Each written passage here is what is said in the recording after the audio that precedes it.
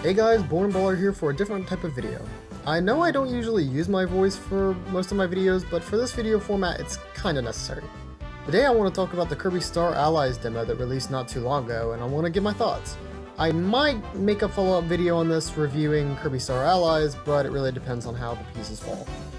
Anyway, enough talk, let's get to the discussion. A lot of people who know me also know I'm a pretty big Kirby fan. I first started the series with Kirby 64, but my love really grew when I played Amazing Mirror, which is the first Kirby game I owned. I think it's kind of interesting because Kirby Star Allies aims to kind of combine both of those games' core mechanics, ability combinations, and local multiplayer. So the real question is, does this demo deliver on those fronts? Well, kinda. You see, all Kirby games before could be played single player only with no partner characters or local co-op required. But the entire point of Kirby Star Allies is to have multiple characters follow you on the adventure to help you fight baddies and unlock secrets. And until now I never really considered it, and now that I have, I'm a little worried.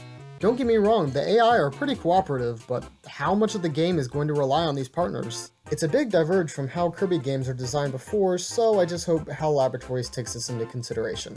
That being said, let's get into the real meat and potatoes of this demo. The graphics of this game are phenomenal, and the demo provides you with a classic grassland, cave, and castle locales.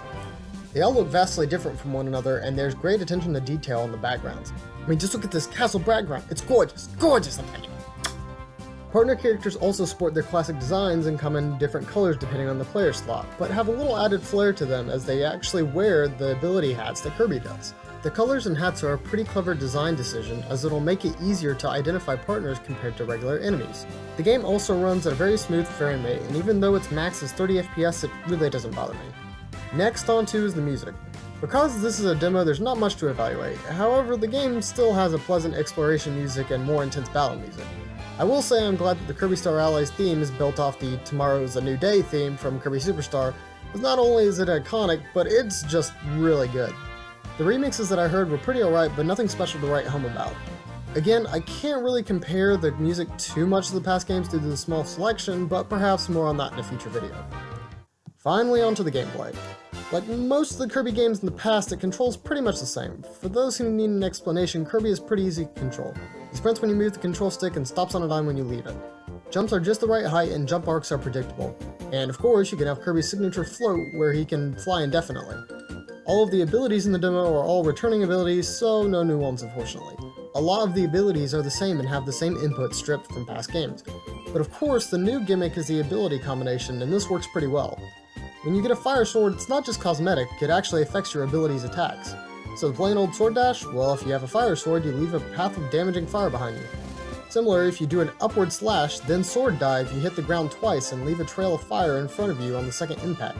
It's an effect that doesn't change up the gameplay too much, but gives you new and interesting options. Of course, some of them have unique effects like Icicle Lance with water plus ice, and Curling Stone with ice or water plus stone. These are a very fresh addition to the Kirby formula, and I enjoy it.